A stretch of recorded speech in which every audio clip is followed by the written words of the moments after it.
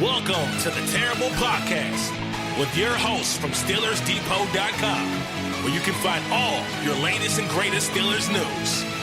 It's Dave Bryan and Alex Kozora, always lit, talking Steelers. And now, here's Dave and Alex.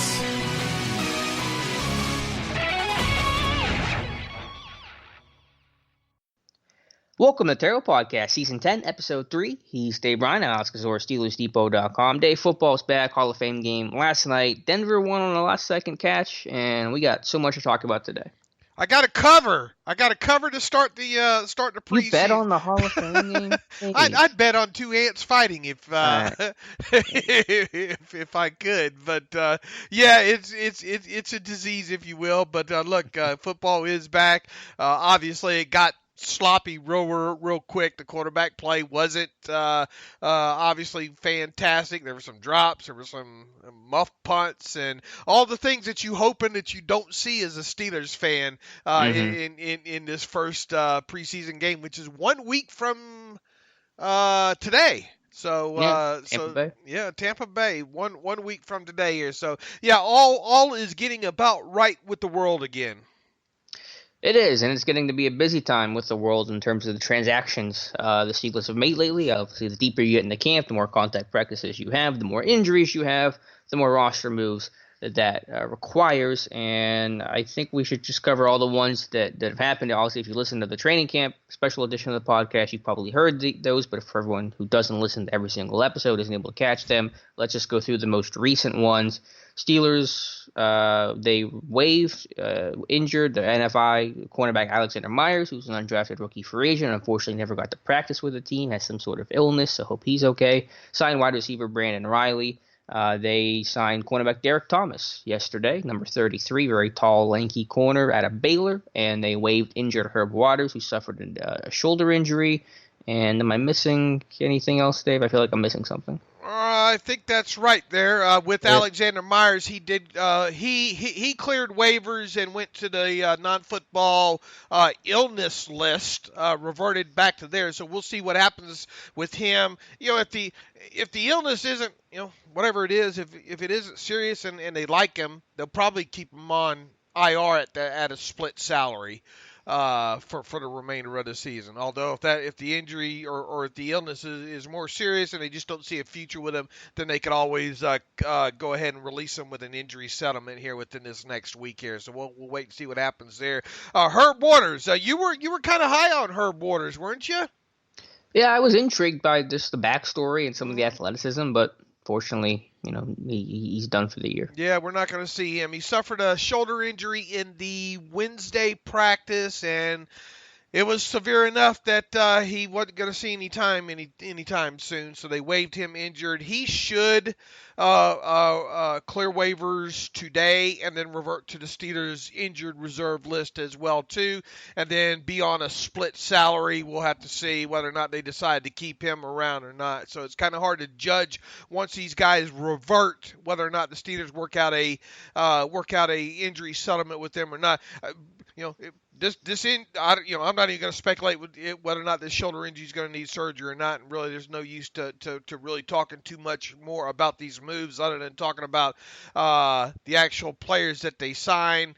With Riley, I see a contested ball catcher. I don't know how much you know about him, but I think even he said it his first, and Lord knows he probably didn't get many reps yesterday, getting in the first practice here with the Steelers. But I think he said that he played some X spot yesterday in practice, and that's not surprising just based on the limited amount of preseason tape that I saw last year with him.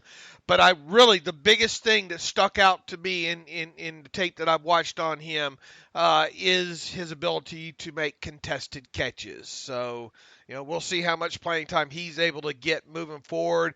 And with Derek Thomas, other than him being, tall, 6'3", 189 pounds, tall, lanky kid, a converted wide receiver. Steelers like those converted wide receivers, don't they? And got a ton of them. Brian Allen, Herb Waters, Justin Lane. Yeah, so I haven't had a chance to research him too much. Played his college football at both Temple and then Baylor his final year. The Seattle Seahawks originally signed him this offseason as an undrafted free agent, and they just recently had waived him, so he was available for the Steelers as well there. So bottom of the end guys, but look, we've seen some guys at the bottom of the roster end up making a practice squad or not. So don't want to totally discount these guys, but they'll certainly be at a disadvantage coming in this late in the process. Agreed, but there certainly are success stories. Look at Zach Banner last year, LJ Fort from a couple years ago. Just some other real quick housekeeping just on some of the most pertinent injuries. Donte Moncrief still not practicing full with that finger injury. Sean Davis has missed the last couple of days with a finger injury of his own. I believe that's to his left ring finger. Cameron Canaday might be the one to perk up a little bit here in terms of the seriousness of the injury. That sounds like a word I'd make up. I know. I started this podcast early, and I'm regretting that because I'm more tired than usual here. But he's apparently got some sort of groin injury. It's going to go for an MRI. He looked okay yesterday for whatever that's worth. I mean, he came down the field. He didn't even know there was anything wrong with him. But they may have to make a move, add a long snapper if Canada's going to be out for a couple of weeks, because that led to Vance McDonald and Trevor Wood long snapping, and I'd prefer to not see that for the benefit of Jordan Berry and Chris Boswell. Absolutely, and we just and Mike Tomlin really didn't have a lot to say on the injury front yesterday after practice. Just that the process of trying to get some of these guys back is in motion, and I don't know if we'll see any of those guys tonight. Even though Moncrief was out there, according to the pictures that Tim Rice posted, it looked like he's trying to one-hand a lot of them, wasn't he? Mm-hmm. Yeah. The few balls that he did catch were all caught with his healthy right hand. He didn't do individual sessions in terms of running routes. He did a couple of early drills working on footwork. He was not in team. Did it with a receiver like Johnny Holton. So I think they're just going to be super cautious with Moncrief. It's good that he's in pads. Maybe he's a couple days away. Sean Davis might be a week away. And Tomlin talked about how important availability is at this stretch of camp. So, these guys like Holton and, who else is kind of really disadvantaged right now because of missing time. I think Holton might be about it, right?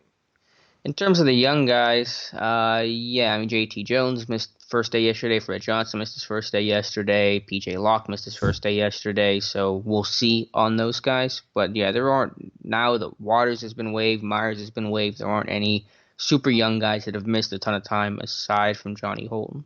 All right, and okay, that should have the injury report and the transactions up to date there. Oh, one interesting other note: the Baltimore Ravens waived Matthew Thomas yesterday. So if you're one of the people that was freaking out about Matthew Thomas, it's been a year already, Mm-hmm. About this time last year, we were preparing and getting a little bit excited for you to see Matthew Thomas play on Friday Night Lights or practice on Friday Night Lights, and obviously he stuck initially on the 53 right, and then went to the practice squad, and or did he even make it to the practice squad? I'm trying to remember.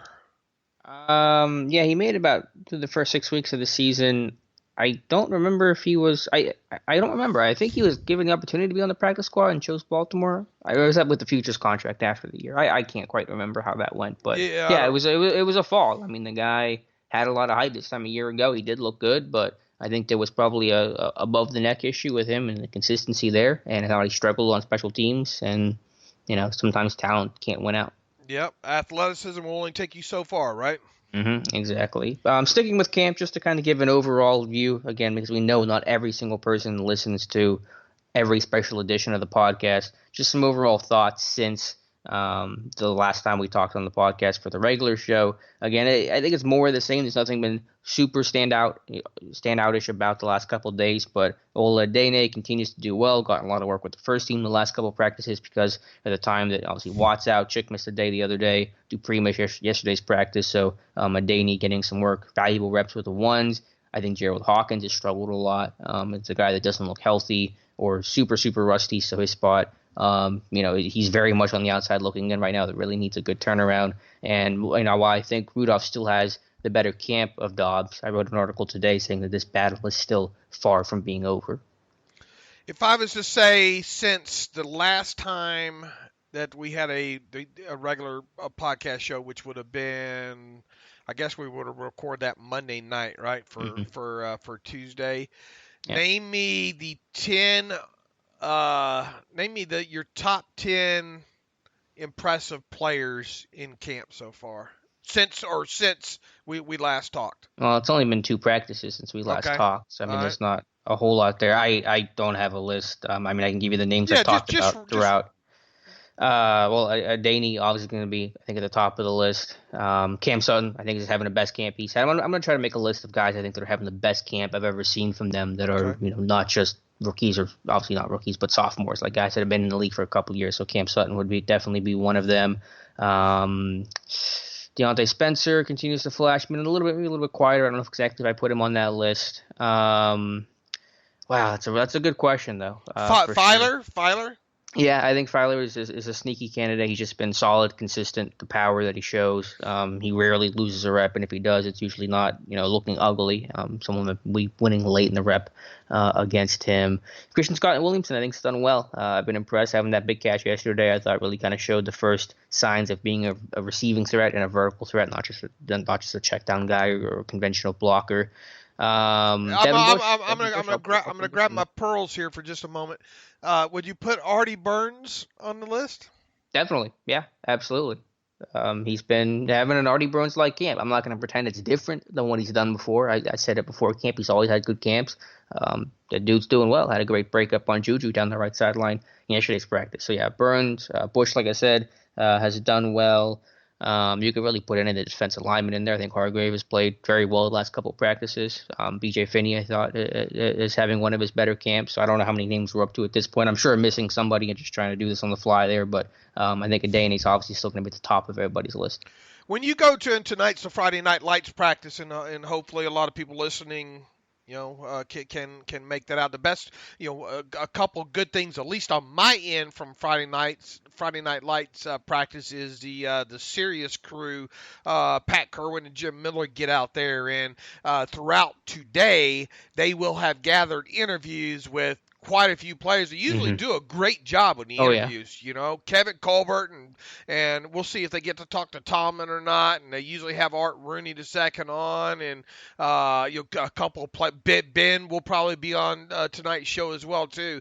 And they usually have some great interviews, and I usually get those kind of articled up, if you will, either tonight or into tomorrow as well too. So that's a good part of that on my end.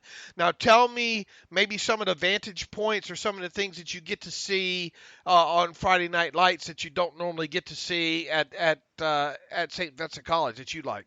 I think the biggest thing is just the defense working closer because it's only one field. When you're at St. Vincent College, the defense works on the field furthest away from the bleachers. So in individuals and stuff, you don't get to see them go through drills too well unless you're really looking closely through binoculars. So seeing that on one field will be kind of nice. Nothing too crazy otherwise. It's a different vantage point. I said a little bit lower for the Friday Night Light practice, so that can be a little helpful. You can kind of hear things better because obviously everything's so condensed that it's not spread out as much, so you can hear coaches and players probably better than what you can at SVC. But you'll get the highlight tonight. Obviously, backs on backers return. That'll be the big thing. I don't think I'm going to end up being able to watch backs on backers because of the vantage point I sit at and that circle that forms around the players. It's probably going to be really hard to see. Since I watch them on the first day in pads, I'm probably going to end up watching receiver versus DB one-on-one because I haven't really watched that too closely during camp so far. But yeah, backs on backers. And it'll be a pretty intense spirited practice the way these things usually go.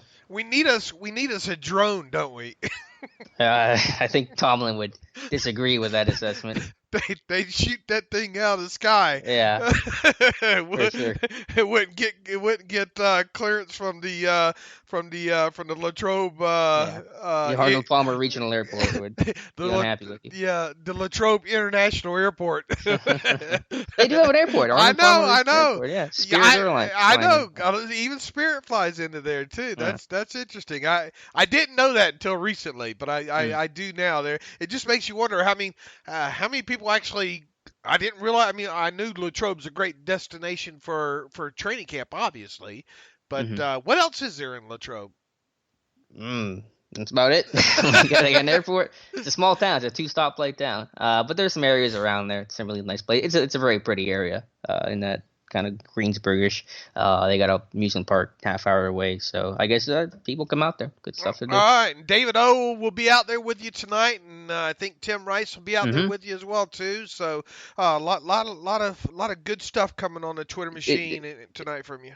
Couple quick housekeeping stuff for that. There will be no special edition of the podcast tonight because practice won't be over till super late. So we won't talk again for the special edition of the podcast until Saturday night. If you are planning on going out there, if you happen to listen to this before heading out to Latrobe, get there early. Parking's a mess. Latrobe was not built for having the 10,000 some odd fans that show up for the one night.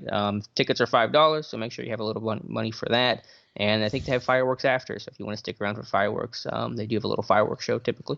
All right, moving on. What's next on the list?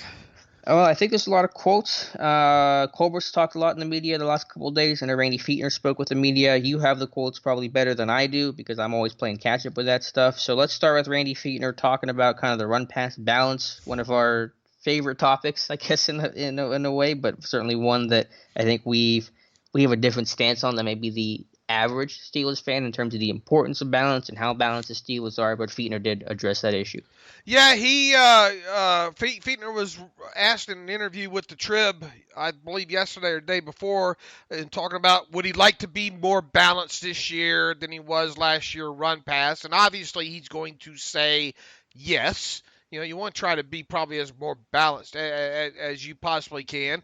But he did talk about how, you know, certain situations called for them to have to pass. And when you have a, multi-million-dollar quarterback in Ben Roethlisberger, you know, you probably and weapons in Antonio Brown like he had in the past, you're going to tend to probably throw the ball a lot there too. So, he says a lot of times you work to get your playmakers the ball. It's still defining roles and who all those playmakers are going to be.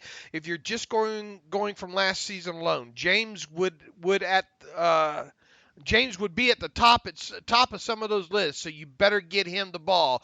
Later on, he goes on to talk about how people continually don't want to consider the screen passes, the designed running back screens, the design wide receiver screens as runs. And Feetner says once again, that's something that they definitely do. He says if you watch some of the things we do, you don't have to hand the ball to count it as a run.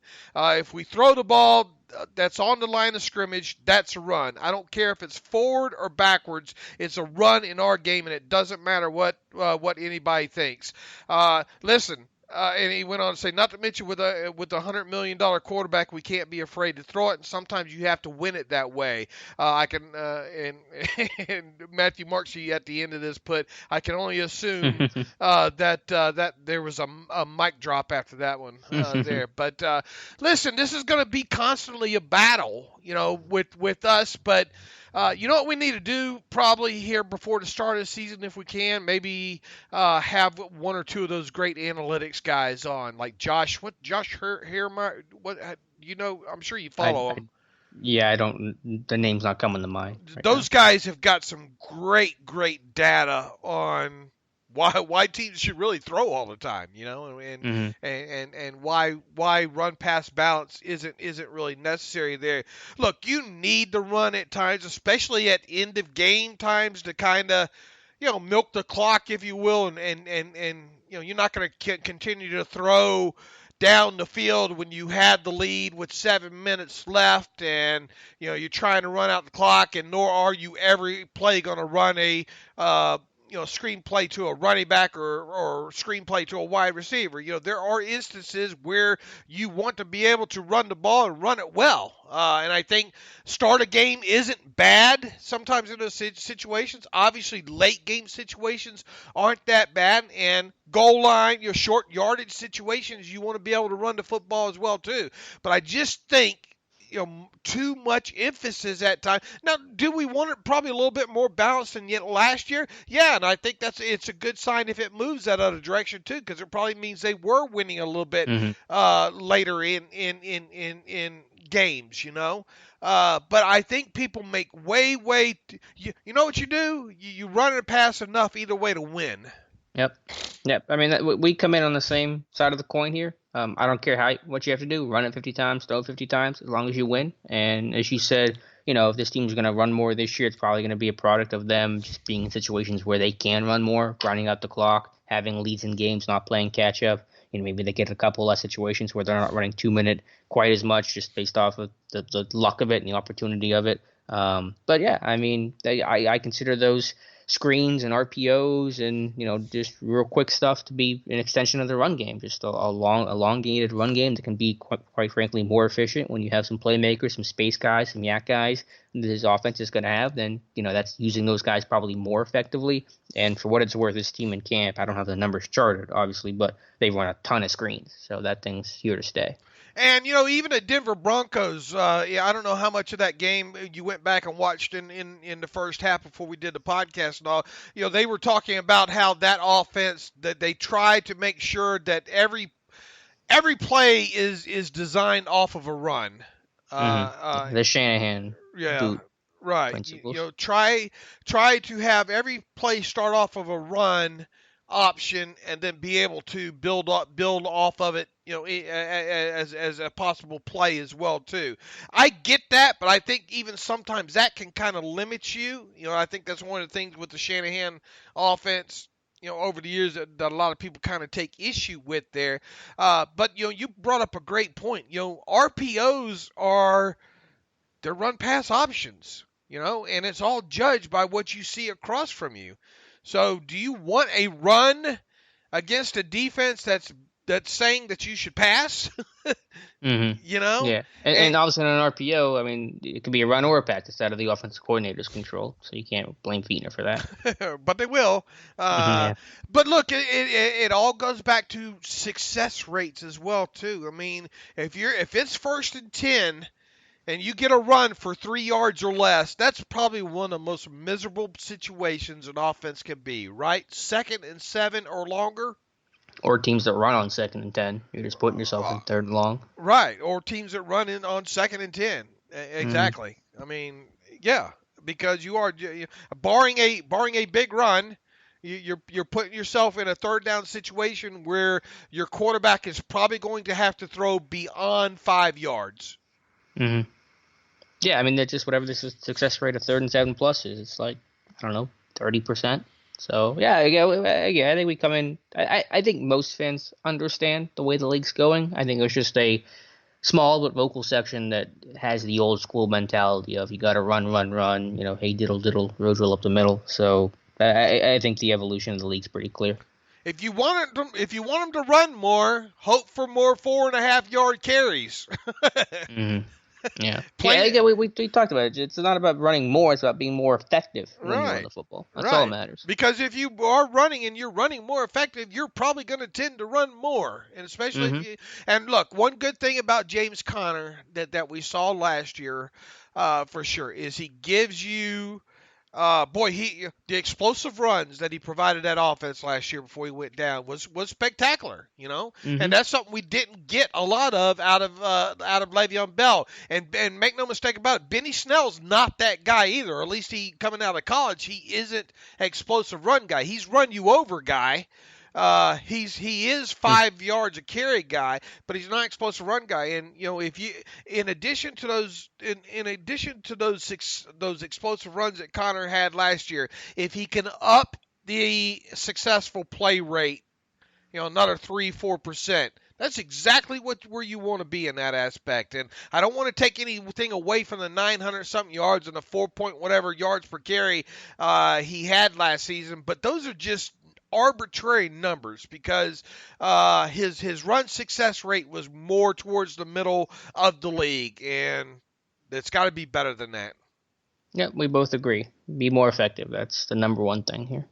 All right, I don't know. We'll have to look over that Randy Fichtner. I didn't see too much more to come out of that talk that he had that was worth going over. Man, I'll re-examine Mm-hmm. that and all moving forward here. Kevin Colbert, a couple of interviews this past week. One he does every year on Sirius with a fantasy show, and really, Yeah, how did that happen? What's the origin story of that one? I don't know. Maybe somebody knows somebody, Mm-hmm. kind of thing. But you know what? That one ends up being probably one of the most revealing, or you get some good information out of it as well too. And Kevin Colbert talked first of all about the chore of replacing Antonio Brown's 100+ catches, and he kind of reviewed the three main receivers that the onus is going to fall on there when it comes to that. And he goes, when you take 100+ catches off your team, I'm pretty sure we'll have those completions somewhere.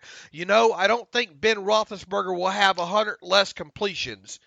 He might not have 100 less completions, but he might have about 70. But that's me saying that, not Colbert. But I can't tell you who it will be or how they'll be, because we're still learning that. We've really had 2 padded practices and obviously no games yet, so it's still wide open. And even Juju has to prove that what he can be minus Antonio Brown on the other side. So really, number one has a different role, and I can't tell you the rest of the order as they continue to sort it out. But I am confident that someone's going to catch the balls. All right.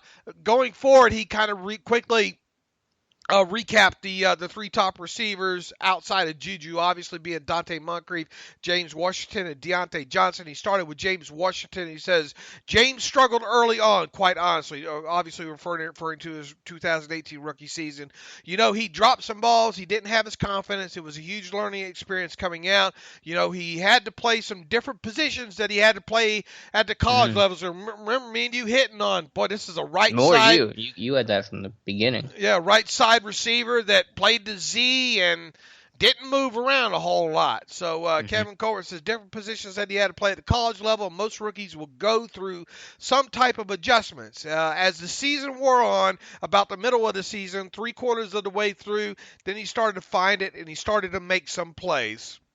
I think his confidence grew, and Ben's confidence grew in him. And when he came in this year, he was about 10 to 15 pounds lighter. He's a thickly built kid. Hey, honey, you need to start calling me a thickly built kid. Thickly built kid that wanted to drop some weight so that he could, maybe just get a little step faster, quicker, whatever. But he's so far so good. So what's your overarching thoughts on James Washington there?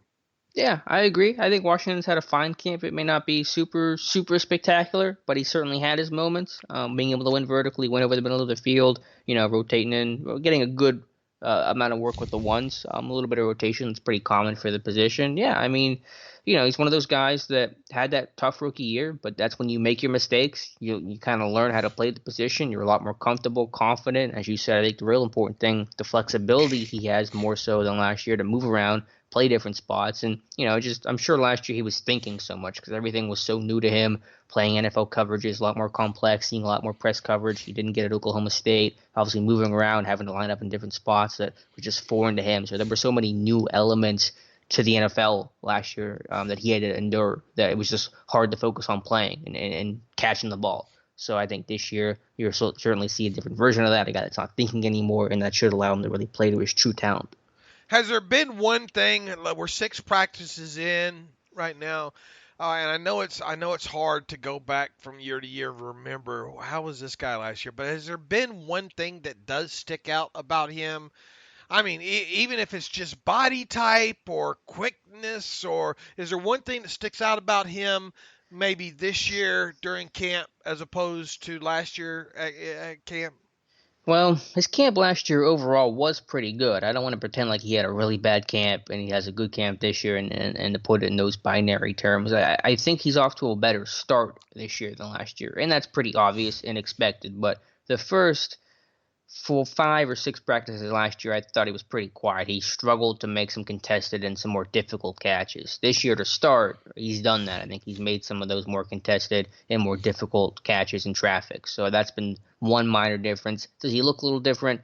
Maybe a little bit better shape. It's again, that's always hard for me to be able to gauge, but I don't want to pretend like he's radically different because he had a good preseason last year, and I was confident how the regular season was going to go based off of that. Obviously, that's not how it turned out, but I do think he's off to a quicker start and probably making more contested and difficult catches than what he had last year. How is it? We joked the other day. I think you posted something. He had a deep catch down the field, and I posted the feeling that I posted the Kansas City Chief Todd Haley gif, the feeling that you get when James Washington catches a deep ball. But how is he in his ability to win down the field so far in camp?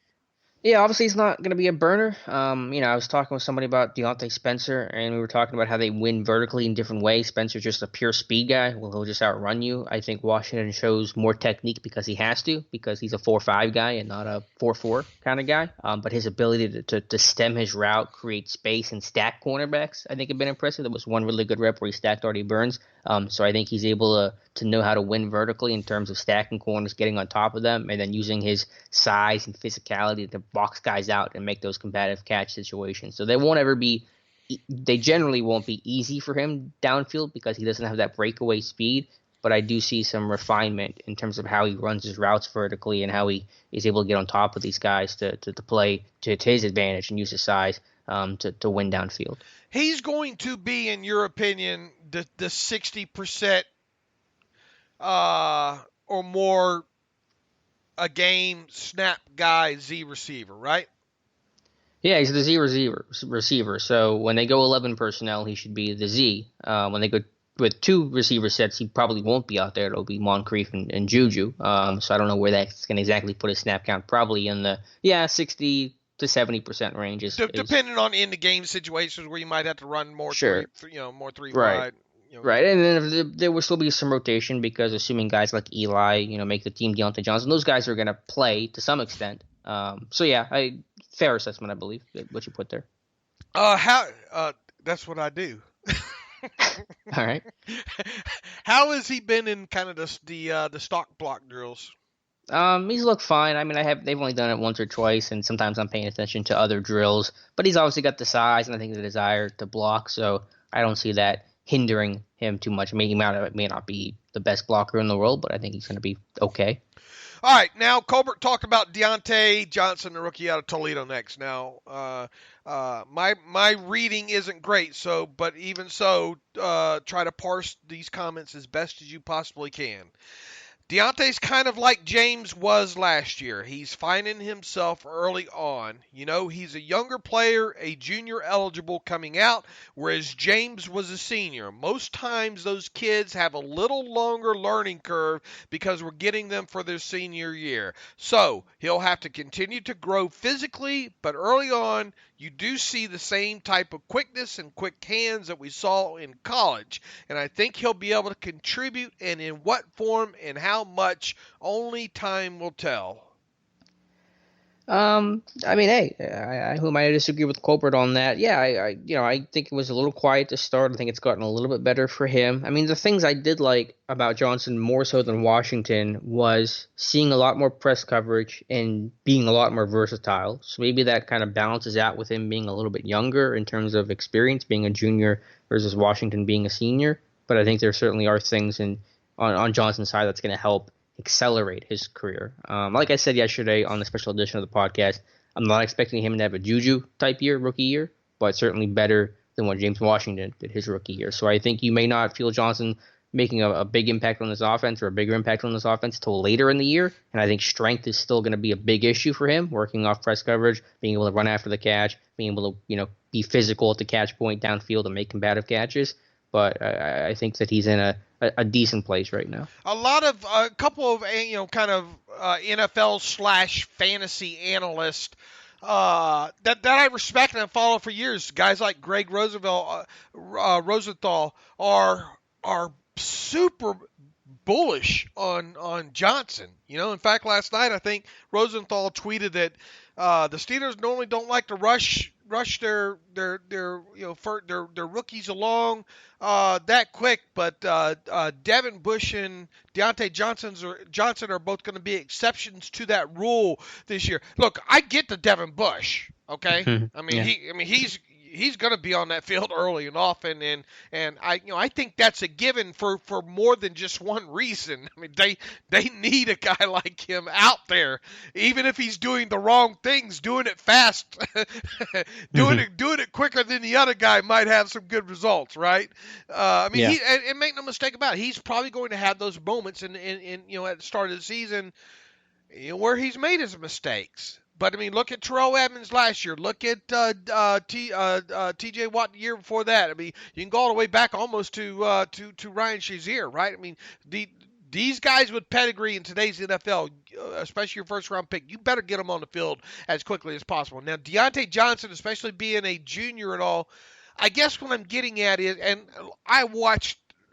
I watched, I think, every every reception that he had the last 2 seasons. You just pull a dadgummit on I me? did. Well, Keith I'm Butler? from the South. We do say that, It's in our DNA. Right.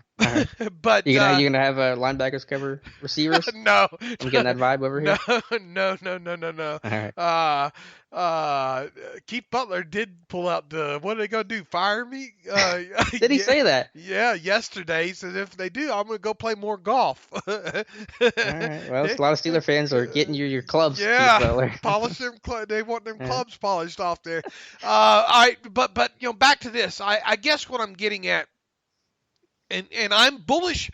Don't get me wrong. I'm bullish on Deante Johnson as well too. But why do you suppose people are just bypassing?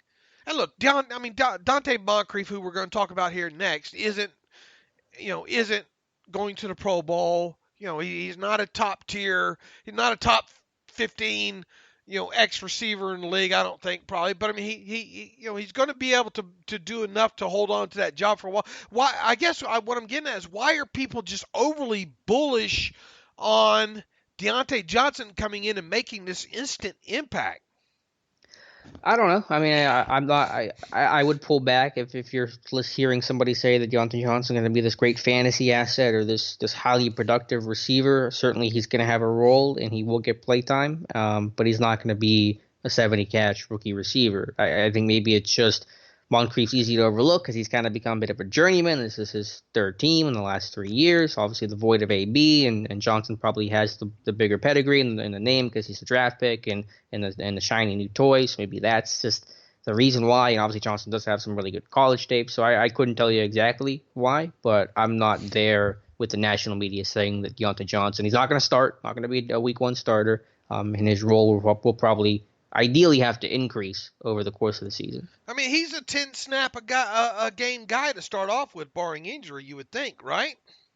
Yeah, like I said, I do believe they're going to use 4 and 5 receiver sets. There's going to be ways to get everybody on the field, and you will get some natural rotation. It's not that Moncrief has to be a 100% snap kind of guy like AB was. So, yeah, I mean, he's going to, probably get 5 to 10 to start, and obviously injuries can happen, and maybe as the season goes on, he's going to work his way in more. But yeah, he's not going to catch 75 passes this year. You're going to, you talked last night about them maybe trying to use more of these 2 running back sets.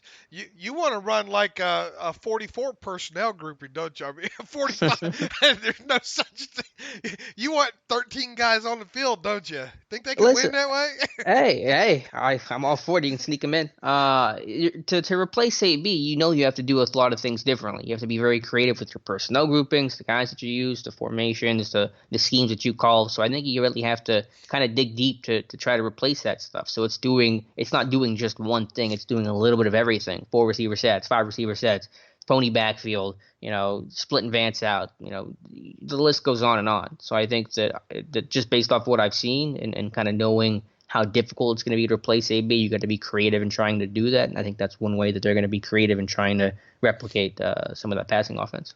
So we're going to be talking about 20 personnel this year. Yeah, I'm trying to think what the actual personnel grouping was with the other receivers and tight ends on the pony backfield. I'll have to make a better note of that. Like I said, we're not going to see it 100 times, but I think we may see it more than the 10 that we pegged it earlier this offseason. Now, obviously, if there's an injury to a guy like Donte Moncrief, Deante probably going to be the first guy up. Mm-hmm. Or even the James Washington, because Moncrief probably kicks over to Washington's spot. You think Johnson be a better Z? No, I'm saying Donte Moncrief would kick to the Z if Washington were to go down. No, did I say Washington go down? I meant Donte You Moncrief. said If okay. Donte, You said Johnson being a Z, and I got confused. I got Johnson's an you X. got me confused too. If Donte Moncrief goes down, Mm-hmm. You're asking. I'm sorry. Rephrase the question just so if restart it. Donte Moncrief goes down, then Deante Johnson would be the backup X. Yes. If Moncrief goes down, I think Johnson's next man up. What if Washington goes down? Who becomes the Z? Mm-hmm. Moncrief, and then Johnson elevates to X. Okay, all right. That's where you said Johnson. That's why I got confused. Okay, sorry. We're good. Okay, you threw me off track there. All right. Easy to do. All right, easy. All right. Speaking of Moncrief, Colbert's comments on him, and look, the comments from Ben, Moncrief himself, Colbert, Tomlin, anybody referencing Moncrief, including Moncrief himself, seems to be really thinks that he's really got in tune with Ben quickly. And that's obviously a great sign. Colbert talked a little bit about that a few days ago. He says, Donte Moncrief has really hit stride with Ben pretty quickly, which is encouraging. You know, Dante's a talented young veteran receiver that's coming in, and to see him match up with Ben as quick as they are, I hope that continues, because again, that will make up for those 100 or so catches that we don't have on our team. How much hyperbole is in there? I don't think much. I think they're off to a good start. You know, Moncrief jumped in with the starters right away. I think he's shown good chemistry with Ben. Obviously, it's been a little limited because of the finger injury. He hasn't been out there the last two practices. But yeah, I mean, it felt like that they've had a connection. There was one really good play down the seam where Ben lofted the ball over second level defenders, and Moncrief caught it for 21-yard gain down the middle. So yeah, I think that they're off to a good start. So basically, all that Colbert said on this situation on the wide receivers and all like that is basically the stuff that you and I have been kind of talking about for the last since the draft, right? Yeah, I mean, I don't think there's anything mystical or crazy that Colbert said, and I think, as he noted, they're still trying to figure this group out. We're 6 practices in. We haven't gotten to a stadium yet. We're not in a game, preseason or regular season, so there's still a long ways to go in evaluating this entire group, and there's always going to be an uncertainty of how you're going to replace AB and how this thing's going to work. I mean, you have a plan in place, and you feel good about that plan, but you know how tough that challenge is going to be to replace the top receiver in football. And you don't know if guys are going to step up. That's what it's going to come down to. You're just hoping that Moncrief works well with Ben. You're hoping Washington makes a jump, and you're hoping Johnson can pick things up quickly. So those are things that you just can't predict exactly how they're going to go. All right, with 6 practices in, let me take your temperature on something else that we've been talking quite a bit about the last several weeks. Where are you right now on Eli versus Switzer? Is it both? Is it either? Or is it Eli? Is it Switzer? Is it none of them? Like I said a couple of days ago, I feel better about Eli's chances now than where I was before camp started. I think certainly Deontay Spencer is going to be a threat to Switzer's job if Spencer can show he can make an impact in the return game, and I have the feeling that he will. I think he might make some big plays there this preseason. Then Switzer's job is going to be in serious jeopardy because Switzer's main claim here, and that's why I had him on my 53, was as a kick and punt returner, that he can do both, and a ton of value in that. But if someone else can do it and maybe do it better, then Switzer could be in a tough spot. But yeah, I think if I had to do a roster today, I had Johnny Holton on the other one, and that's obviously he's been injured. So I would put Rodgers on there. Maybe still have Rodgers and Switzer because I want to see Spencer in a game. But they're keeping 6 receivers. I mean, I'll tell you that much. If you're making a 53-man roster, put 6 receivers on there because they're keeping 6. If I know people think that I probably just dislike the kid, but I just don't. Switzer really needs to show more, and really the whole special teams unit needs to show more in the return game. I just don't. I'm getting a sense that Spencer's value might be better than. Wait, let me rephrase that. Spencer's value might be a little bit higher to the Steelers than Switzer's is. In what way? Just What more makes as you a say wide that? receiver position. Maybe. I think there's a little more versatility with Spencer. I think that he's maybe flashed more as a receiver. He's a bigger vertical threat. Switzer's, obviously an underneath guy, and what you saw last year and most of last year and training camp so far reflect that. But I think you got to get Spencer into a game. I mean, yeah, he looks good out there in practice right now, but I mean, you got to get hit. You got to, he's not getting hit a whole lot. He's a fast guy that can, run good routes and create separation. So I think there's still a ways to go. And if he can't show well in the return game, then it's still hard to see his path. But they're keeping 6, and they're going to keep the best 6, and I think Eli's right now part of that. All right, and Switzer is the most at risk of the 6 we've been talking about.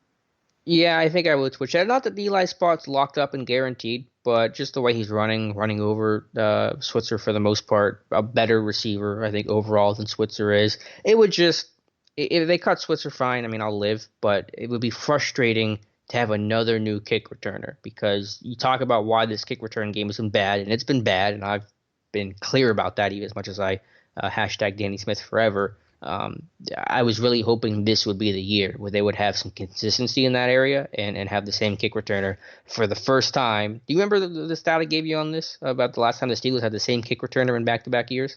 Yeah, it's been a while. Yeah. Do you remember who it was? I don't remember it. Rod Woodson in 93, 94. I forget exactly what year it was, but it was Rod Woodson in the 90s. Was the last time they had the same kick returner in back-to-back years, leading return man. Wow. And so you wonder why this kick return team has struggled. You're just rotating in new guys. And in the last 2 years, it's been especially harmful because Switzer, you traded for him a week before the season started last year, which was fine, but you had no time to rep the kick return game. And then 2 years ago, you ran out Sammy Coates and Niall Davis and Fitz Toussaint. You cut and traded all those guys before camp started, or right after camp ended. And you never threw Jordan Todman back there. Never threw Jordan Todman back there. And the way you started 2017 was with Juju and Terrell Watson, who didn't do a single return in camp for the preseason. None. Their first returns were week 1 in the regular season against Cleveland. So you wonder why this return game's been bad, because you're just throwing guys out there last second. There's no consistency. There's no cohesion. That kick return unit in operation, and it's got to be a bit of a timing to it with the way blocks set up, and you got to get a feel for that as a kick returner. And so you wonder why this team's been bad. There's been execution problems, don't get me wrong. Clearly, it's not all on that, but I think that's been an element of it, and that's been very frustrating. So to see Switzer cut again, which is possible, would be just another in a long line of new faces back there, and that's again frustrating. If Switzer was part of the final cuts, would he quickly land on another team? I think he'd land on another team. I don't know exactly if how quickly means within a couple of days. His NFL career, I don't think, would be over. If that's a good enough answer. Okay. Let's get on to anything else you want to add. You got me pumped to see Deante Spencer. I mean, you really do. I mean, should I be that pumped? Maybe scale it back one notch, but I think the dude's going to make plays. I mean, he's fast. He's a good route runner. He's explosive at the break point as a route runner. I think he'll have 1 or 2 splash plays. I guess the question for him is if he can produce 3 or 4 that will really put him in the running for a roster spot. Can he do more than that? That would be the interesting thing. But yeah, I think the dude's going to probably take a screen pass and go 50 yards. Like, he's just kind of got that kind of game-breaking ability. I mean, that's the thing that sticks out in these practices, right? That speed. Yeah, it's both speed after the catch and speed vertically, but also I see some nuance as a route runner and some physicality. But the big thing, again, for him, the return game. Be clean with the football, good ball security, and make some splash plays. That's got to be the ticket the way that Stephon Logan made this team a decade ago. All right, Kevin Colbert talked a little bit about Justin Lane as well, too. Wasn't as glowing. And really, it to me, I hear every word that Colbert says that I can get my hands on. Not surprising based on what he said after the draft, after Justin was taken. But he says Justin has done a nice job so far, so good. Again, another junior that needs some strength. He needs some, he just obviously needs more experience, and we need to get the whole secondary caught up. Our front 7 was one of the best pass rush units in the league last season, and our back end wasn't as productive as it needed to be based on what the front end was doing. So Justin needs to come in and push and compete, and we need to be better at creating turnovers in the back. This turned into more of a we need turnovers than it did talk about Justin Lane. Need to be better at creating turnovers in the back end because it just didn't match up our pass rush production last year. So, Justin, a nice young rookie. I think there's definitely some athletic upside that needs to match up with production. Yeah, I think that's fair. I thought the last 2 days have been better for Justin Lane. I like his willingness and ability to attack the run game. I do see some of the stiffness in his hips, and I do worry about him playing in man-to-man coverage and defending some of those routes, and both vertical and breaking routes. But I think they're taking him along slowly, which is what we both expected. He's been still running a lot of third team. Injuries may push him up a little bit, but I've seen a little bit of progress the last 2 days. All right. Anything else from that set of parsing? Colbert talked about complementary wide receivers will help define who Juju Smith-Schuster is. I mean, look, he's got to have some help. The best thing that I think people are missing the boat the most about Juju without AB is the fact that Juju's going to log a lot of snaps out of the slot again. That said, how much do you think, and Randy talked a little bit about this as well, too, in his recent interview, how much do you think we'll see in 11 personnel Juju play something other than the slot?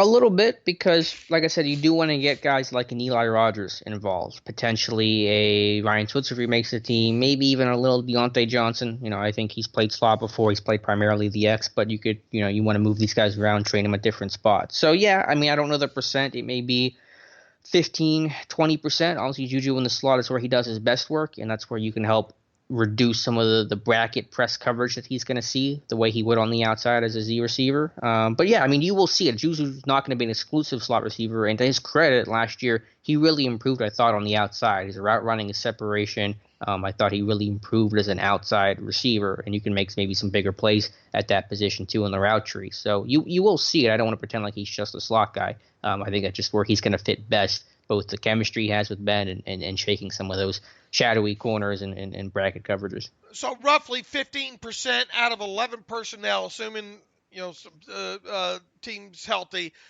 and you would much rather see him at the Z than the X in 11. Yeah, I don't expect Juju to play much at the X. That's not his game. And I'm being very arbitrary, obviously, with the numbers I'm throwing out here with the 15%. Sure. I'm just saying is that you'll see it. It won't be the majority of the time. It'll be a little piece of the time, and he'll play on the outside. And you'd much rather see Donte play the Z should something happen, say to the Z, Washington, a guy like that. Mm-hmm. And Eli, obviously, and Switzer are slot guys, but could Eli potentially log some X? I'd probably have Switzer do it before Eli. Just as Switzer actually played a couple snaps at the X last year, so more than Eli has before. And again, I also want to be clear is that, obviously Juju's position is going to be very dependent on how James Washington does. If this guy can make the jump, that's going to let Juju play in the slot more. If Washington struggles the way he did last year and he can't see the field, then it's going to require Juju to play on the outside. So that's why I've called James Washington such an X factor for this offense, not only for his benefit, but for the benefit of guys like Juju. If he can play well, it's going to help Smith-Schuster even more. So I just want to be clear about that. When I get at the start of the season, when I get Deante Johnson involved a little bit in the offense, I throw some easy wide receiver screens to him quickly, because I think that's a way that he can win, Sure. And gain his confidence right off the start, and then build him up to he'd like to run a lot of those quick slants, obviously the Steelers are going to run a lot of that mesh again, especially with the X, that we've seen done over the years as well too. And I think that's a good way to start getting Deante Johnson involved early in the offense. And then they will yell at you for not being balanced. I know. I know. All right, Kevin Colbert also talked a little bit about Matt Feiler. Look, I thought at the start of training camp that Chikwama was going to be the guy after the dust settled here, and I suppose he still could be, but Matt Feiler came. He's not carrying a strongly worded letter into this training camp battle. You're not going to let me forget that, are you? No, I like that reference, actually. Yeah. All right, cool. Yeah, I agree. Yeah, there's been no battles determined. Again, we haven't even had a preseason game yet, but Feiler doesn't appear to be in any position to give away that right tackle spot to a core four. So again, it's still open. It's still an open competition. But Feiler's had an excellent start to camp. The size he has, the strength he has in his bunch. He might not be the most athletic guy, but that size and length he has makes him tough to get around. I think he can mirror and plays with good technique. He's not getting too tall. He's not one of those heavy-legged waist benders. So I think Feiler's had an excellent start to camp, and I think that'll allow core four to be the sixth offensive lineman, and you want a bit more mobile guy in that position, playing on the move, playing out in space a little bit more. There's good offensive line depth, and I think Feiler's been a diamond in the rough, absolutely. I think one of the things, I don't know if it was that interview or another one I heard this past week, Kevin Colbert talking about Matt Feiler, how strong he's gotten since they originally got him, and how that's really played, how Garrett Guimont has really helped in that role, that Feiler getting stronger since first arriving has really helped in this process with him. Teammates say he's the strongest lineman on the team, and I believe it. I mean, you don't move Matt Feiler. I mean, the guy's just anchoring, and once he sits, you're not going to push him off a spot. Kevin Colbert did talk a little bit about Chukwuma Okorafor too. Let's see, when he had to play last year when Matt got hurt, he did a nice job against Von Miller. He gave up one sack, but the rest of the game, he showed us that he could play. So I think that'll be an interesting group. Right now, Matt's running ahead of Chooks, but we'll see how it continues to unfold there. So we'll see how it continues to unfold. But right now, it sounds like that's Matt Feiler's job, and Chukwuma probably going to well, I mean, it's too early to call it, but you would think that if Chukwuma loses out, he once again is going to start the season as that extra tight end. Yep, and backup swing tackle, play left and right tackle. Okay, good enough. All right, what else do we have? We talked about Vance, I think, briefly. You wanted to touch on Vance McDonald and just seeing Colbert thinks Vance has another level in his game. Do you agree? Yeah, look, it's hard to, the more I see Vance talk this offseason, and the more I kind of hear, him talk about Ben and Ben talk about him. I mean, once again, I don't want to make the Heath Miller comparison here, but I think this is Ben's new Heath Miller, right? I mean, it's hard not to say that, and we've talked all along, man. If Vance can stay healthy, and we got to see it for 15 games last year, what he can do. Now, can he produce the first 70 reception season for a Steelers tight end since Heath Miller did it several years ago?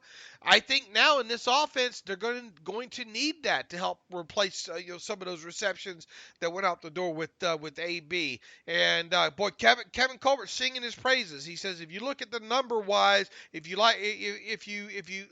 take away the amount of targets that AB had, they have to go somewhere. It just really depends on how Randy Fichtner is going to want to call the game. I think naturally, some of them will probably end up landing on our plates, and so we'll probably we'll probably end up landing on, that should be Vance plates or on our plates, and so so he'll probably make the most of those opportunities going forward.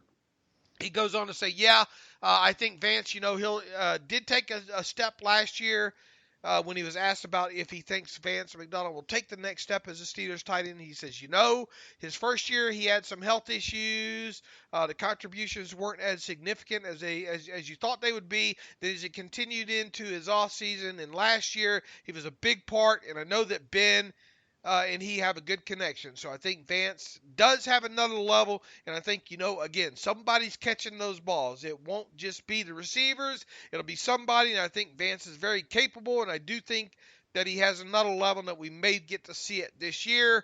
And, Vance talked about having the full offseason as well, too. And look, I mean, remember back last year, a year ago, Vance was dealing with that foot injury, right? Mm-hmm. Yeah, that's what I said before the year started, is that while he's a third-year Steeler, a veteran in the league, this is really his first camp with the Steelers, assuming he can stay healthy, where he gets to really go through the whole offseason and preseason process without an injury. The first year he was traded, midway through camp, pretty late. Actually, I don't know if he was even here in camp at all. I think it might have been after the fact. But last year, it was after the camp, okay. When he was acquired initially, yeah. Okay, and then he had the foot injury on the fourth day of practice last year, missed until week 2 when he came back for the regular season. So yeah, this is really a great time for him to hit the ground running. That's kind of how I frame this year for him. Now, will the Steelers play him enough snaps to let him take another level on the box score? Because he played 50% of the snaps last year. If they get him to 75, 80%, there's an inherent risk about injury with that, but that'll obviously let his game really take the next level. If he sits around 60% like I think his stats will be very similar. I think the touchdowns may be the number that goes up. They got to get him involved in the red zone the way they did the back half of 2018. Look, they need to run. I know you're probably not a little less bullish on it than I am. They need to have him in there more on 12 and 22 personnel in those two tight end sets, more than just red zone. I realize you don't want to play him 80, 90% of the snaps, but heck, Keith did it, right? Well, he's a little more durable, I think. I'm okay with McDonald not being out there. I think that Grimble's become a good blocker. I think they use 6 offensive linemen. It's not something I'm going to lose a lot of sleep over. I think I'm less concerned with it than you are. Okay. But I know what you're saying. Obviously, he's a good player. You want him out there, and you want to be able to run action off of that and hit Vance. I mean, I get it. Plus, I think if you go back to a couple years ago, initially in that offense, when he did play in 12 or 22, they ran a lot better out of it. But do you think Vance is the sole reason for that, or do you think that's just correlation and not causation? I'd have to go back. I mean, he's a good blocker. Yeah, he's not a bad blocker. I'm not trying to say that, but there are other good blockers, and if you can find a personnel group and give Vance a breather, then I can get on board with that. And I guess that's what you're saying. Maybe you get more, maybe play some more of this 21, to get him off the field. Well, you could put Grimble in there in some 21. Yeah, I don't know how much of a fullback they're good. I think they're gonna use a fullback about the same as they did last year, which is to say, not a whole lot. Right, but I mean, you're already telling me that you see probably, 30 snaps with, out of 21 or 22 with two true running backs. Oh, you mean the pony? Okay, right. I'm sorry. Yeah, I thought you were talking just like fullback, running back. No. I mean, look, we're. I mean, bless his heart. I mean, Roosevelt. Look, they didn't run great at times with Rosie. I mean, if you go back, I think a couple years ago, when you look at run success rates when Nix was on the field to last year, I think that those success rates went. I think Le'Veon Bell runs behind a fullback better than James Conner does. Does that make sense? Yeah. Okay. I mean, I would think that almost Conner would work better just because he's more straight ahead, but maybe I'm wrong. I haven't thought about it very much. We'll have to go back and look at that. Yeah. But yeah, well, I mean, I think that pony thing might be only like, again, maybe 30 snaps a year, which is a very small percentage of the whole. 2 snaps a game. Yeah, but that's still very, very minor stuff. I mean, to hear everybody talking, it's going to be 7, 8, 9 snaps a game. But, no. And I know people are going to say, "Oh, Dave, you said they weren't going to run at none." 30 snaps a year is running at none. Yeah, well, yeah, I just think, again, not to rehash it, I just think it's going to be more than what we originally thought. I think you will see it enough to notice it consistently this year. Well, that's more than 30, right? Well, I don't know. If you run it twice a game, I think it becomes fairly notable. If you're doing it even at that level. And once again, you did caveat that by saying, a lot of game specific sometimes. Yeah. There's probably going to be one week where they don't run it at all. Maybe another week where they run it 10 times. I mean, it's kind of going to be one of those type of things. And to get back to Vance, though, I mean, I'm just curious to see what his snap count's going to be this year, because I can't see it being 90% the way Heath was. No, I don't think it's going to be that high either. But, I mean, I think it's going to be higher than what it's been. What number did you put on it? I put about 60%. I put it higher than that. Put it higher than that? Okay. All right, fair enough. 70, 75. 75 sounds about right. We'll see. Yeah, we will see. All right, what else do we got? I did want to bring up one thing briefly that I forgot that I didn't forget that I've had it in my camp notes, but I wanted to mention it with you here, Dave. I know that Terrell Austin was hired as a defensive assistant, and he's going to be up in the booth on Sundays helping Tomlin with the challenges and all that. But if you didn't know it, if you didn't look at the titles, you didn't read any stories about what Austin's role was going to be this year, you'd say he's a secondary coach. Like, he is running all the drills, and Tom Bradley feels like the assistant. So take that for whatever it's worth. But Austin seems to be like the guy. That might not necessarily be a bad thing. And I got to admit, when Bradley was hired, I was surprised initially. Yeah. I didn't see that coming as a replacement for Cornell. Yeah, I don't want to take anything away from him the guy's coached for a long time, a lot at the college level and all. But I was surprised by them bringing in Bradley, after that. And certainly Austin was hired because of his NFL experience, because he's got a ton of it. Yeah, that guy might be your defensive coordinator here 4 Well, weeks into the season. I think he's your secondary coach right now, because he's really run these drills like he's the guy, like he's in charge. And look, I wouldn't be surprised, and we might not even know it, but I'm sure we would know it. But I mean, Austin, Keith Butler not necessarily fired, but goes back to doing what he's done for a long time, and that's just coaching outside linebackers. Yeah, we'll cross that bridge if when we come to it. I'll give Butler a chance this year. There is more talent this year. I think it's more flexibility, but obviously everyone knows my stance and my questions about what Butler's done, and this is the year where there's no more excuses. Are we talking about it though? If they get 6 more interceptions last year, or 10 more total turnovers, are we talking about any of this? Less so, I'm sure. Winning cures all, but the issues I have with Butler isn't just this defense didn't create enough takeaways. It's playing dime on the goal line against 22 personnel versus the Saints. It's lining linebackers up on receivers consistently over and over again. TJ Watt, back-to-back snaps on Sammy Watkins. I mean, it's schematic losses where these guys have no chance to play. And my definition of coaching is putting players in the best position to succeed. And I think Keith Butler routinely has failed there. We'll see. I mean, there's not going to be much room. You can't go the whole season doing it this year. Not with this. This defense should be better. To what degree, I don't know, but this defense should be better than it was last year. Yeah, they've given this entire defense. It's full of first and second round picks and big money free agents. There's no more excuses other than Devin Bush going through a quarter of a season growing period and injuries. I mean, we talked last night about this about the defensive line depth. Jeez, what more do you want? Yeah, throw a dart at this defense, you will land on a first-round pick. I mean, that's what this defense is comprised of, both externally with guys like Joe Hayden, internally with Hayward and Bush and all those guys. So Edmonds, I mean, there's no more excuses this year. If this year can't work, Keith Butler's in last year's contract. See you, Keith. Go play golf. True or false? If the Steelers don't make the playoffs in 2019, it's mainly because of the defense. I don't know. That's a loaded question. It's a true. Say it's true. Probably it's all right. It's probably true. All right. What else do we have, brother?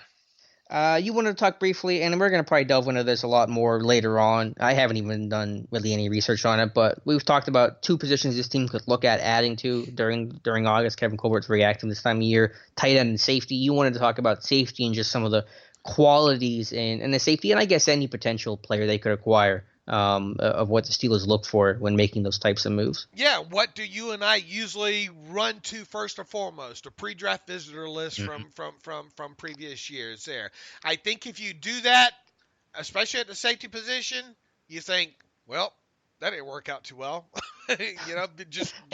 Just drawing a list of, because a lot of them are out of the league, I think. I don't remember the names exactly. And look, here's the thing. It's usually a guy that's only 4 or 5 years in, right? At most. I mean, they're not going to go out and get the 30-year-old or the 28-year-old guy. They're normally going to get a guy. A lot of times they like these guys coming off their first contract. Just look at the late outside of Joe Hayden, which Joe Hayden was something that was dumped into their laps as a gift. Okay, so throw Joe Hayden out. Look at the guys that they've gone out and acquired ultra late in the process. In the past, the Ross Cockrells, the Vance McDonalds, the help me out here, J.J. Wilcox, Justin Gilbert. All right, now what do all these guys normally have in common here? Normally they've been higher pedigree guys, and by that I'm going to draw a line at a 4th round draft pick or higher. Mm-hmm. All right. Yep. They're normally, like I said, a guy coming off of their first contract or right there, fifth year guy at max. Okay, a guy that they generally like Okay, a guy that probably they have, maybe they didn't bring him in for a pre-draft visit, but maybe an all-star game guy, right? Uh, Mm-hmm.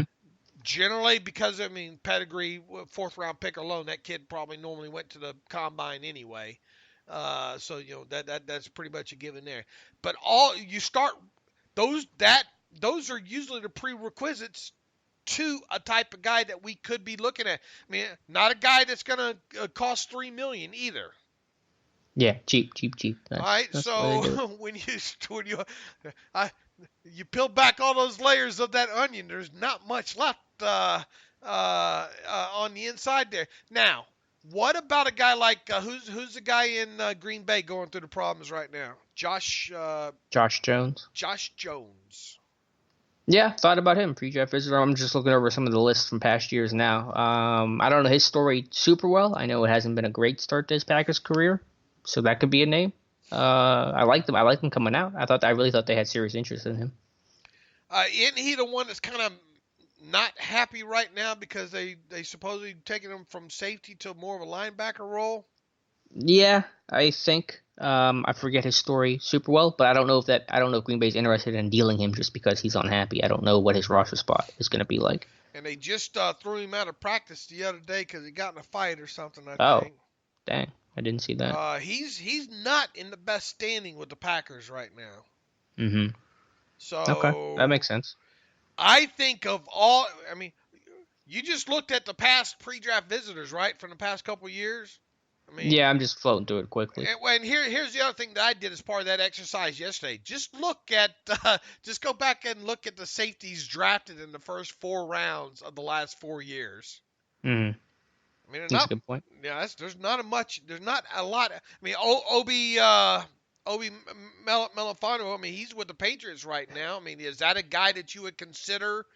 They had a shot at him before, right? When the Raiders cut him, and they didn't. Mm-hmm. They didn't flinch at him. Yeah. I was thinking about Carl Joseph. I know he's more of a box type. And I did too. I thought more of Carl Joseph, but he is more of a box type. You would think.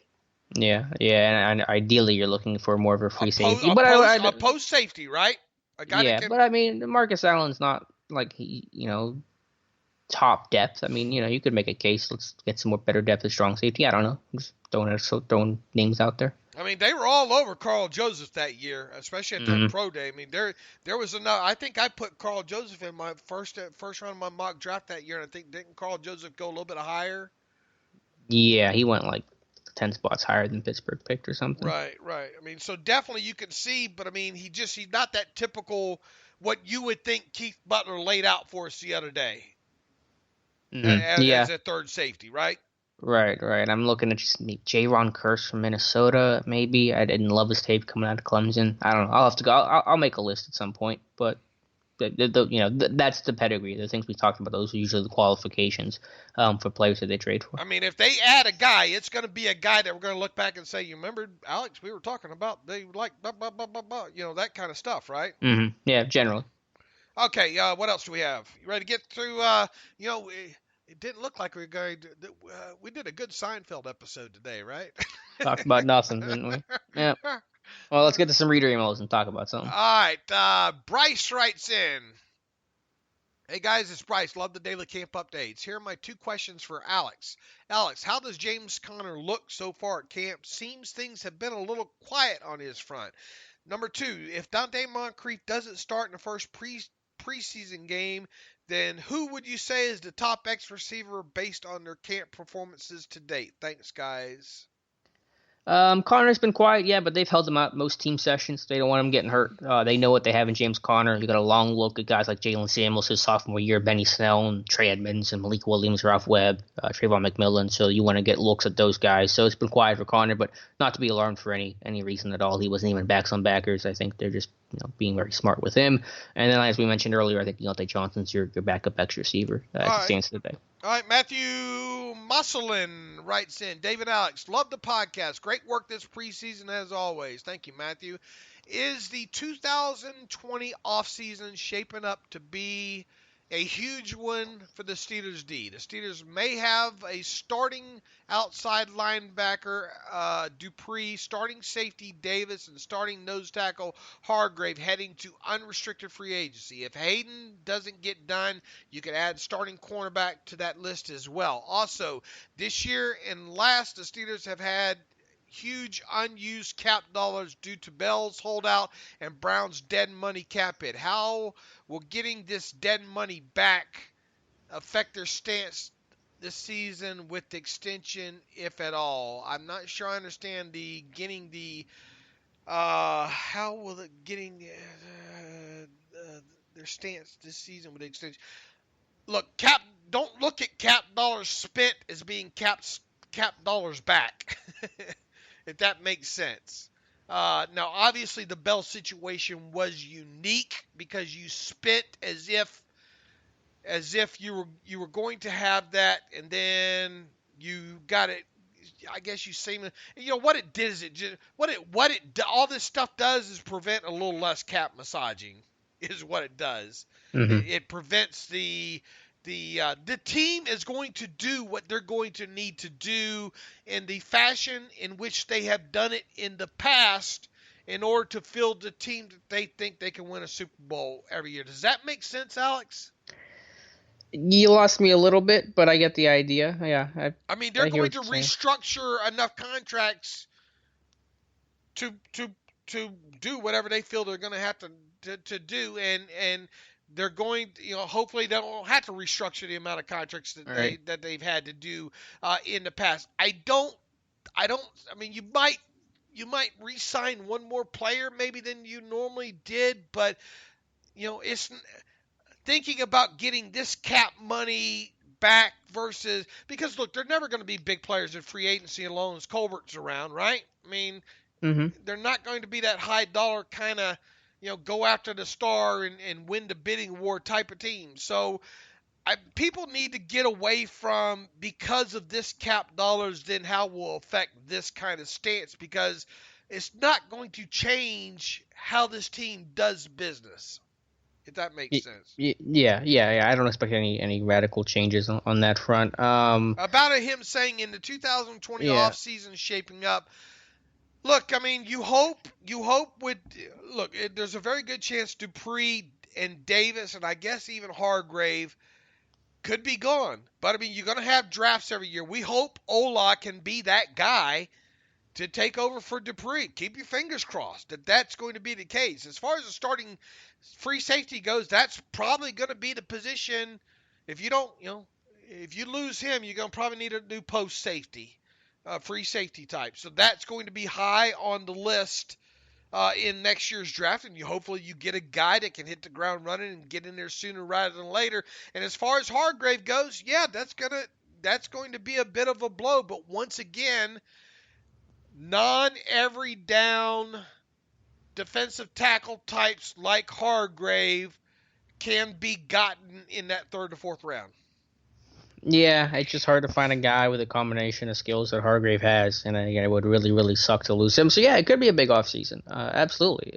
Dupree is lower down on the list of concerns. You can certainly live without him, but the other two, there aren't in-house replacements, so that's going to require either free agency or draft capital on replacing those guys. George Herreras writes in, "Hey fellas, it's George in Virginia. Great job covering camp." Thank you, George. Thanks for all your hard work. The other day you were talking about Dupree's future, and it got me thinking. I know it's premature, but let's say Bud stays the course and gets his 5.5 to 6 sack season. Being a first rounder, does he get a multi-year deal next free agency? Does he get a decent market and chance of getting a comp pick for him? You know what's going to happen if he has another 5.5, 6 season? He's going to get a 2 or 3 year deal from somebody else that'll pay him $3 to $6 million. I know we kind of assumed that Dupree's going to be gone, but is there any way, if he has that 5-6 sack season, that the Steelers re-sign him? Because they like Dupree, and if he has another season that apparently is in line with the others, then I would assume that they would like what he did. The only way you're preventing him from getting the free agency is using either the transition or the franchise tag on him, and he would have to be I mean, we would both have to have posters of Bud Dupree up on our wall for that to Yeah. happen. Yeah, I think if he has a great year, he's definitely gone because his market's going to go crazy. Because the league loves pass rushers. Look at what Zadarius Smith got in Green Bay. You're not re-signing him before free agency. No. I'm just saying is if he has an average Dupree year, that's the best chance for the Steelers to re-sign him. I still think he's probably gone either way. I think he's gone either way. Look, I mean, it probably wouldn't be as low of a contract as Jarvis got with the Cardinals. Mm-hmm. But, I mean, somebody will pay him in that lower tier range.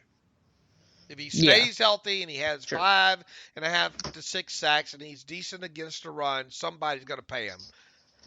So as where is that comp pick comes in at? I don't know. We'll see. I mean, are we talking about fifth round level value there? I don't know. It's too far. Here's the long and short of it, George. I don't think either Alex or I expect Bud Dupree to be back in 2020. Agreed. All right, Jim, you got your tinfoil hat ready? It's on nice and tight. All right. Conspiracy theory from Jim Bendis. Hey, guys, don't expect you to read this on air. You want to read other readers a chance with their email, and I'm cool with that. But maybe you can indirectly reference this on a future podcast or answer it via another means, or maybe none at all. Was it possible that Troy was the 5th Ring of Honor finalist and he declined the honor until things smooth over? I guess we will never know this answer. Well, I think maybe we do, Jim. Go read the latest Ask and Answer from Bob Labriola, talking about how many guys they'd like to get in to the Hall of Honor every year. He said it's 4 unless there's some extreme circumstances. I don't get a sense that they even reached out to Troy to say, hey, if we put you in the Hall of Honor, would you show up? I don't get that kind of feeling. For whatever reason, they decided to go a different way this year.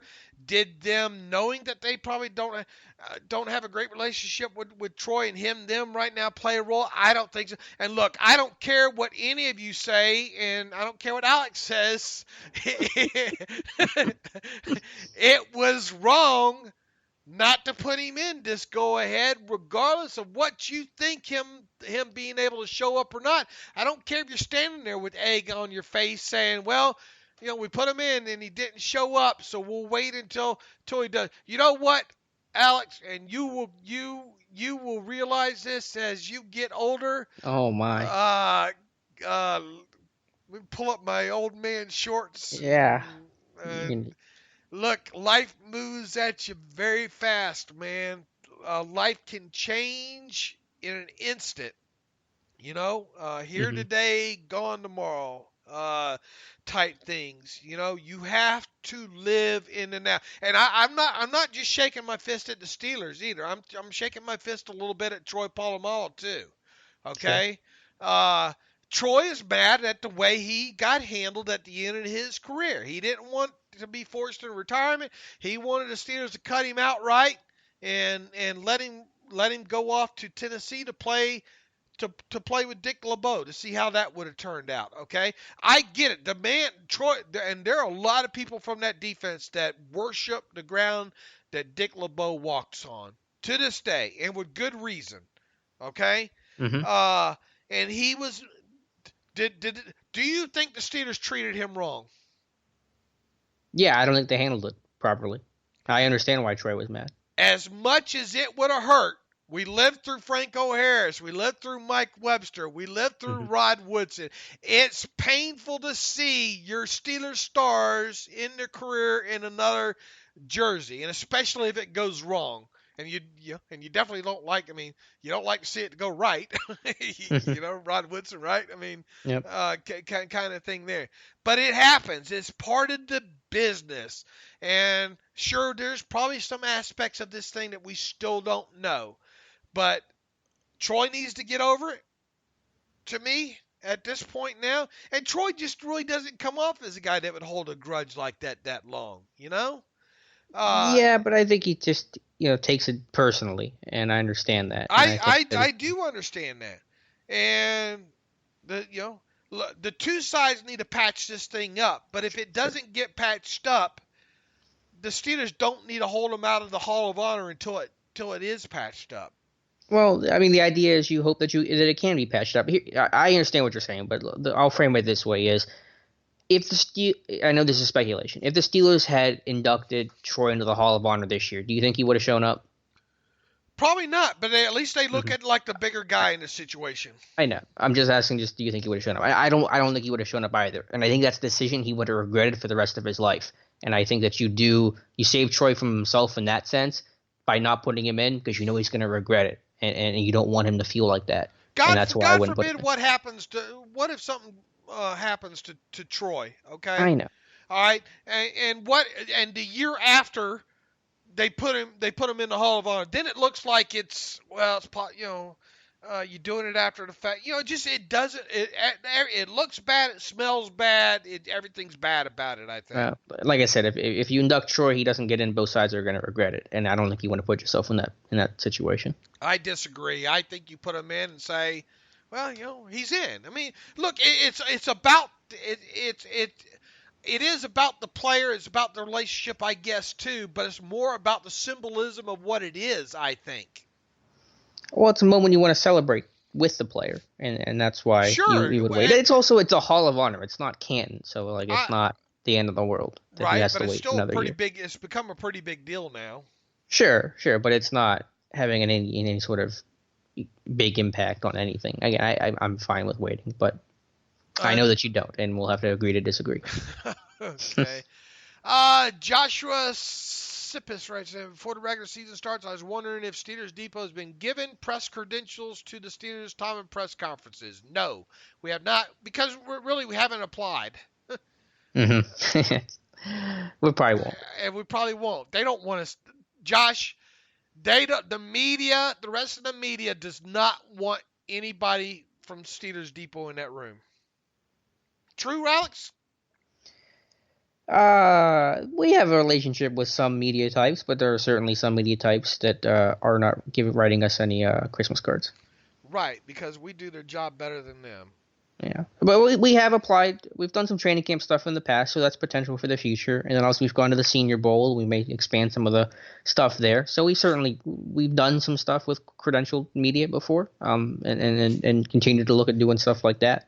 Just probably not going to do the Tomlin presser. Right, and look, unfortunately they don't ask good enough questions. David Todd, when he was with us, did, kind of thing there. Mm-hmm. But and Alex would obviously ask great questions if he went, kind of thing.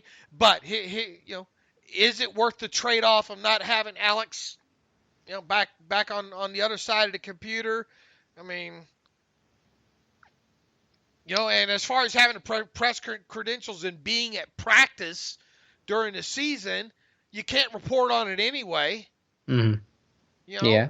I mean, so even if you went and didn't write about it, we talked about it on the podcast, we would get in trouble for that. Mm-hmm. So, really, why do we need another microphone holder? Yeah. But we'll always evaluate those things. I never close the book on anything. Right, and Alex and I recently have had kind of discussions about maybe having somebody on the other side of the ropes at mm-hmm. training camp there. Maybe we will. I'm sure we will at some point here, probably. But yeah, I mean, as far as getting one just to get him at training camp, look, we get all the other perks really of media members. So I just like to leave it there right now. Yeah, agreed. Plus, again, I don't want to see Alex get in a fight in the media room. Because I'm going to probably lose. I'm a lover, not a fighter, Dave. There are a couple of them I'd like to be locked in a dark room. All right. Let's get to the next question very quickly. Who's your guys from JJ? Who's your guys' picks to lead the Steelers in the following categories this preseason? Rushing yards. Go ahead. Rushing yards. You know this team better than I do at training camp point. Who's going to lead the team in preseason rushing yards, Alex? It's either going to be Benny Snell or Malik Williams. I'm going to go Benny Snell because he'll get more carries. Who's going to lead in touchdowns? Total touchdowns? Total touchdowns. I don't know. It's a good question. I will say I'll go Deante Johnson. I'm going to go Okay. Might go Spencer. Spencer might get a return in a receiver. Yeah, you took it. Yeah, good one. All right, passing yards. Not Say Ben, not Rudolph. Hodges. Oh yeah, there's down to 2. I'll go Rudolph. Okay. Receiving yards. Good question. How much James Washington will play? He should play a good bit, shouldn't he? I'll go and almost say James Washington. Receiving TDs. I said Deante Johnson for the touchdowns, so I guess I'll have to be consistent. I guess I'll go Deante Johnson. Maybe he gets 2 or 3. Sacks. Dane. I don't know why I waited so long to answer that. Interceptions. Oh, now we're just throwing darts. I'll say Cameron Kelly's got the ball skills. Like we're not throwing before. darts for. All right, fair enough. Either Cam Sutton. I just don't know if he'll play a ton, but I'll go Cameron Kelly. Any other categories you can think of? I won't hold you to this unless you're wrong. Hey, he's got the JJ's got the Dave Bryan mentality. Never hold him to it unless they're wrong. Thanks, JJ. What else do we have here? Here's another Brett now. Hey, David, I was trying to keep this short, blah, blah, blah. There are a few trade options. Here's the old trade options. Brett, you played Madden? Hey, new Madden just came out. I think Brett's one of these guys that likes to send us all these trade questions. A few options for the Steelers, especially 5 players. All right, we'll play. What are your thoughts on each? Ryan Switzer for a 4th rounder. I think they can. I think they can get what they get for him. Absolutely not. They cannot. Yeah, they're not getting a 4th rounder for Switzer. I mean, could you imagine he's on his 4th team in 2 years? That'd be a pretty big red flag if I'm another team. Yin's guys puts way too much value in Ryan Switzer. I'm sorry, I said it. No, if you trade Ryan Switzer, you'd be lucky to get a 7th. Gerald Hawkins, a 6th rounder. You know, have you, Brad? Have you been listening to the nightly podcast, special edition podcast? You'd be lucky to get a bag of footballs probably right now for Gerald Hawkins. What do you think? I was with the idea before camp, but seeing him now, if he plays in preseason the way he's practicing today, he's not gonna have any value. Tyler Matakevich. Yeah, Okay. You're not getting a 6th round. Somebody wrote the other day on a site not to be named that the Steelers restructured the contract of Stephon Tuitt, and maybe some of that money can go to an extension for Tyler Matakevich. Okay, I like Dirty Red as much as anybody, but what? What?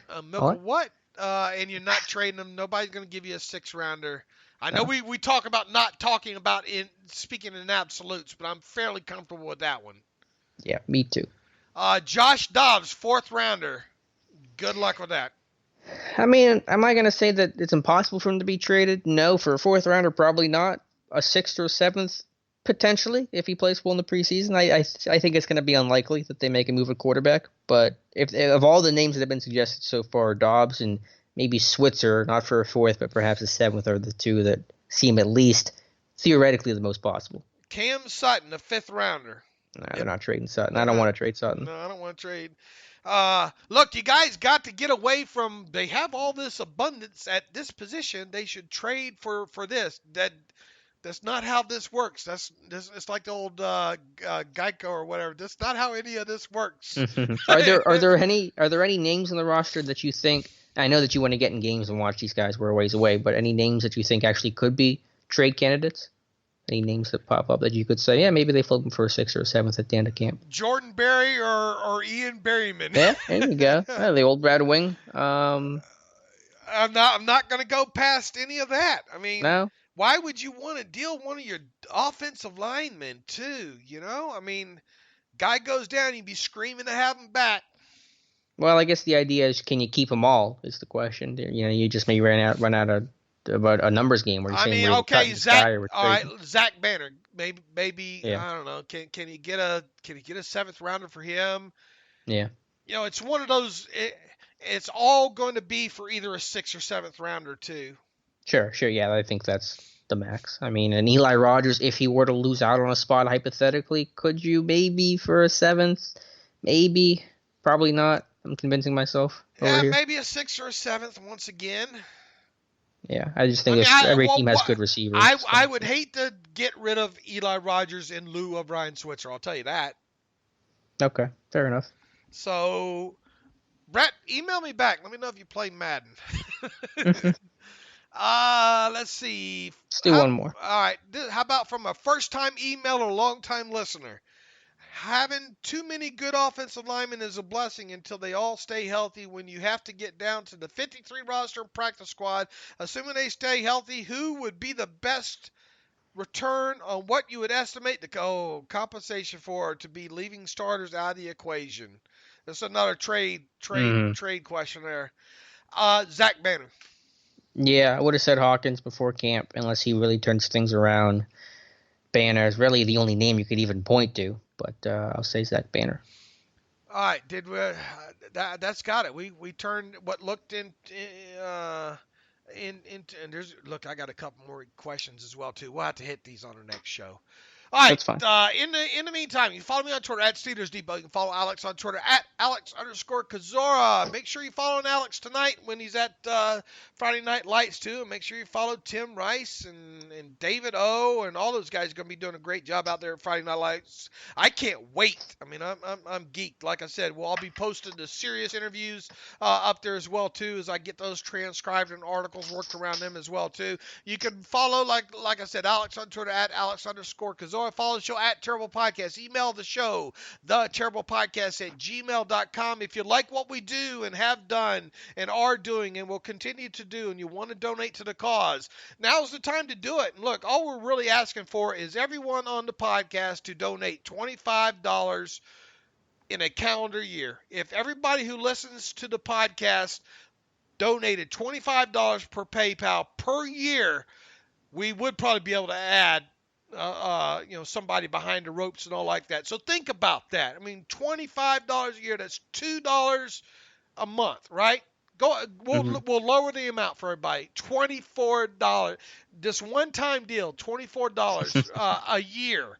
If everybody did that, and look, you can even do that by going to SteelersDepot.com and getting an ad-free version of the site. So not only are you giving us the $25 a year, you're getting something in return because you're getting a version of SteelersDepot.com without the ads. If all of you listening to this site did that, boy, it would open up even more funds for us to add and continue to provide even more content. Am I right, Alex? Yeah, the ad-free version of the site's awesome. It obviously runs really, really well. The layout's a little bit cleaner, obviously not having the ads. So if you frequent the site a lot, I really truly suggest going with the ad-free version because I think it's already a good experience without it, but you'll have an even better experience if you do go ad-free. So then you help us, help you, help us kind of things. And look, if you don't want to send money our way because you dislike me, I'm fine. Think about Alex and his children. All right, I'm like in a Sarah McLachlan commercial over here, Dave. In the arms of an angel. In an arms. Yeah, fly away. There you go. I think we should. We're loopy now. We're having a couple shows. Camp's getting to me. Yeah, Alex and I will be back with another special edition of the podcast on Saturday evening. So until then, as always, thanks for listening to the Terrible Podcast with Dave and Alex.